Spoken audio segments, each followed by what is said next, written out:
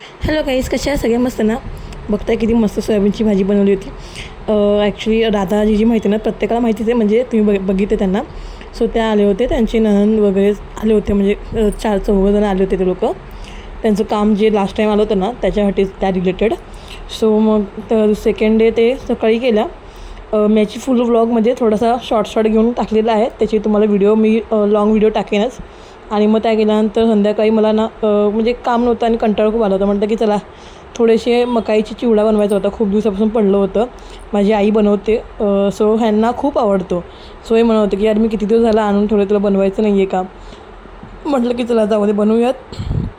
आणि जेवण नव्हतं बनवायचं, कारण की रात्री जागरण झाल्यामुळे ना हे बोलले की मी बाहेरून मागवतो काहीतरी, तू तर हे बनवून घे. मग मी हे चिवडा वगैरे बनवून घेतला अशा पद्धतीने. मस्त लागतो, नक्की ट्राय करा. आणि मग बाहेरून जेवण मागवलं आणि जेवण केलं. असा आमचा दिवस गेला. सो भेटूयात नेक्स्ट व्लॉगमध्ये. थँक्यू.